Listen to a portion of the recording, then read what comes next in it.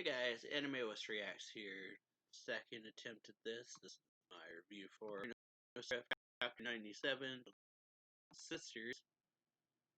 So the chapter begins with, your cover image of the chapter is Mahiru. So yeah, chapter starts off with everyone in the room reacting to Kurl's talking about Mahiru because they obviously don't know that Mahiru and Cruel had a deal. So this is first they're hearing of it, and so they're kind of all reacting to the name Mahiru pretty much. Like, going over the rumors about her and what she's accomplished, like how she's the person who created her, yeah, first created Curse Gear seemingly, so, like, some she's the savior of the world, other she's, like, someone who betrayed the family, stuff like that. So yeah, like Mitsuma says, or start over basically. So yeah, Shinoa says, "Wait a minute, here, Mahiru Hiragi, are you kidding?" And then she's like, "Why is my sister's name coming up all of a sudden?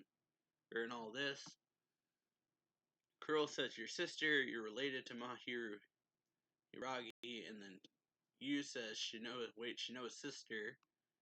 Yoichi's kind of taken aback, and then Mitsuma explains about Mahiru Hiragi. She's the genius who invented Curse Gear and then died. And pretty much saying, without Curse Gear, humanity might really have gone extinct after the catastrophe. Most people consider her the savior of the world. But there are some rumors that say she betrayed the Hiragi family, though if anyone would know the truth, it's Shinoa. Yoichi says, wasn't there one about how she was possessing Lieutenant Colonel? And then Kimazuki says, manipulating him more like, rather than just simply possessing him. And then Shinoa is kind of lost. She just thinks, I don't know a thing about my sister. And then we go into a flashback where we see a young Shinoa strapped to like a metal table. And she's like recounting, saying, "My name is Shinoa Hiragi," or something like that. Monologue might be a better word. It says, "My name is Shinoa Hiragi," and then we see these like doctors or scientists, more of like with all these needles pointing at her. She says, "I was born as a guinea pig. Every day they would stick me with needles in every part of my body, in my head, in my chest, in my womb, and every time they'd say, 'Still nothing, no reaction from the demon.'" And then, yeah, they're just like, "The hell is going on here? Damn it, this is a failure." And then she's thinking, "I was born to be a guinea pig, and I was a failure at it." So we see like the needles getting pulled out, then the restraints she gets released from the restraints, and then one of the scientists or doctors, one of the other, I'm not entirely sure which they are, says, "Finish for today, Miss Shinoa," and then she just gets up saying, "Okay," puts her little ribbon thing she wears on, and she's thinking, or monologuing, "It was an experiment to birth exceptional children. Seed was taken from the head of the Hiragi family, imbued with a curse. That seed was then used to artificially inseminate a gifted follower of the family. And then only 2 of the guinea pigs survived, that being Shinoa herself and her sister Mahiru." And she like puts her clothes on, and she says, or the little narration continues saying, "They had high expectations of me from the start. My sister was a once-in-a-century genius after all, that only made them expect more of me, but I couldn't live up to a single one of them. And they couldn't make any more either." So yeah, we see like a flashback of someone screaming, and then she says, "They told me that when my mother gave birth to me, her mind couldn't withstand the curse and disintegrated. I expect that's my fault too."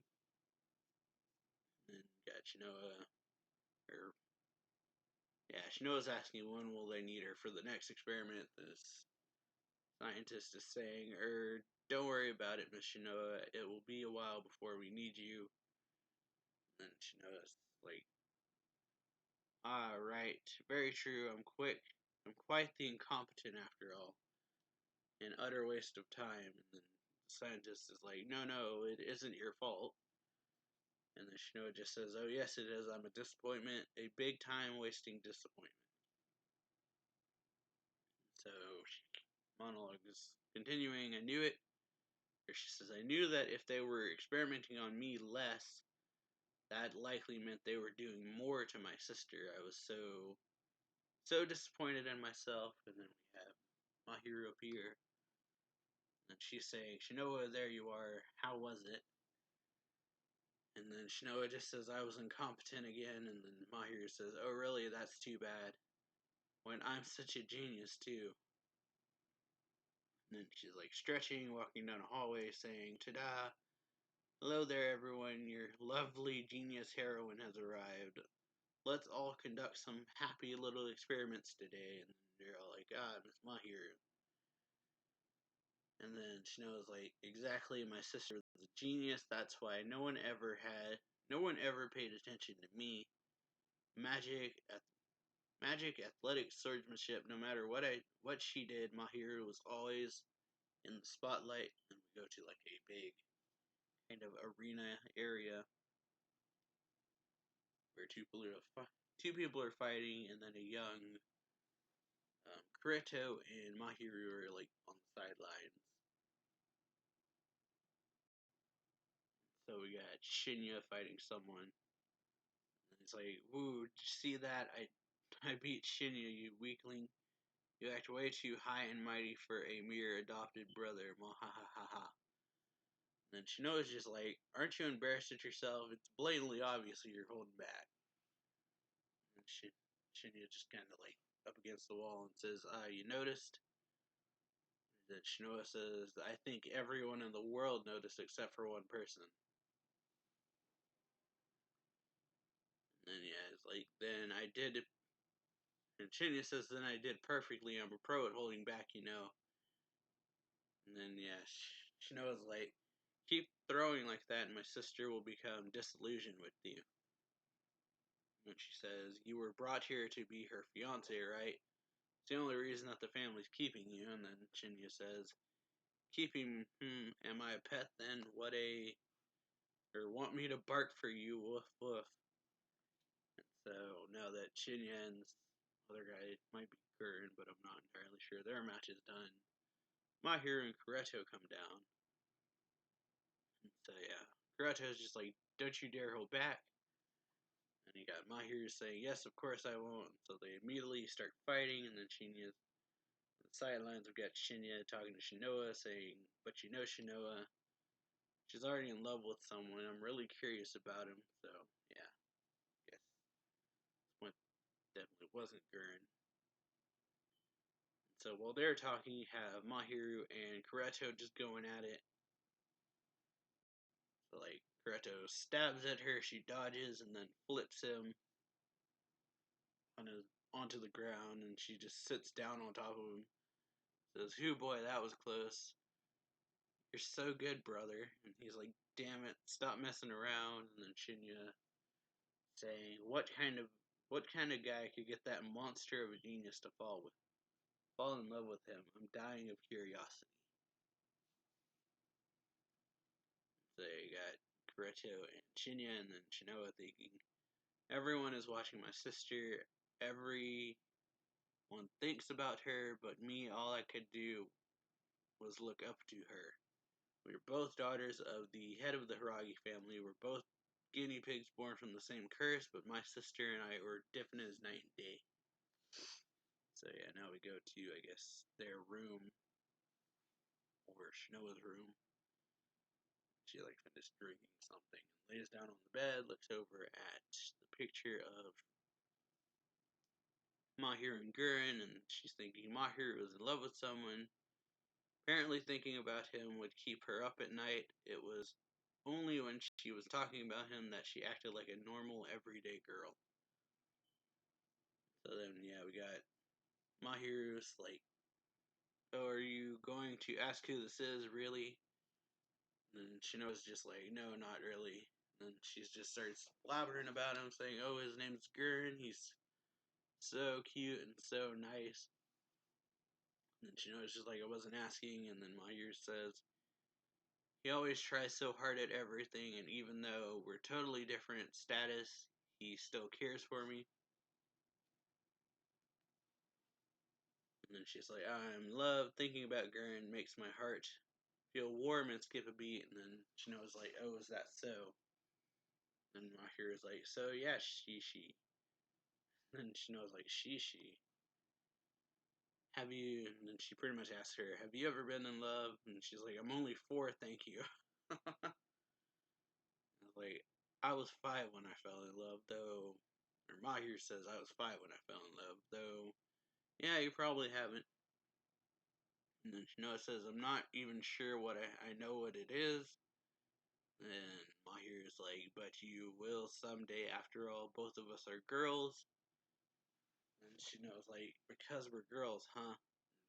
And Mahiru says, "Yep, because we're girls." And then Shinoa just thinks girls. And then Mahiru looks at her in the picture and she says, "But you know Shinoa." And then she says, "Yes." And then Mahiru says, "We were both, or were born with a demon already implanted inside of us. Love, despair, emotions like that all boil down to desire. When our desires go wild, our demons will try to use those to control us. You have dreams, right?" And then Mahiru says, "Dirty dreams every night." And then Shino's like, "I do, yes." And then Mahiru says, "Okay, if you can't ever let anyone know you have them. We're already guinea pigs. If they find out we do have a demon inside, they'll subject us to even worse experiments that will kill us." And then Shinoa just kind of doesn't say anything.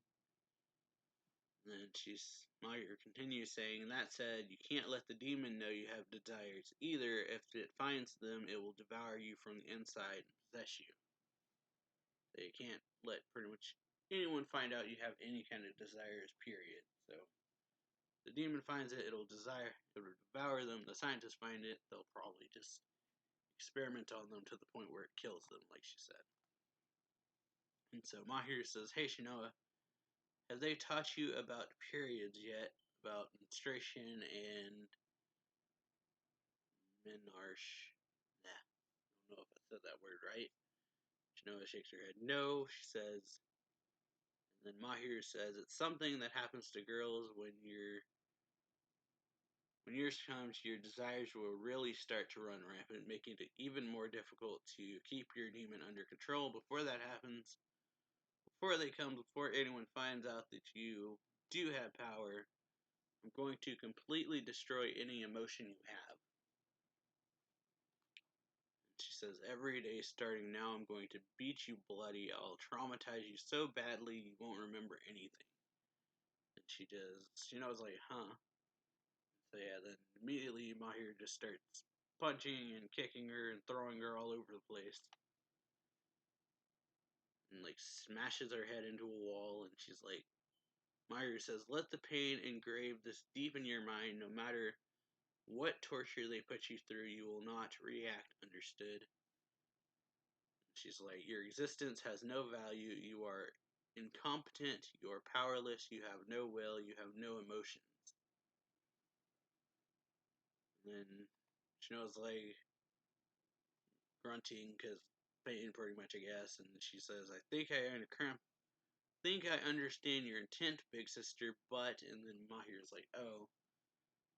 And she's like, "I've beaten you this badly, and you still react like that.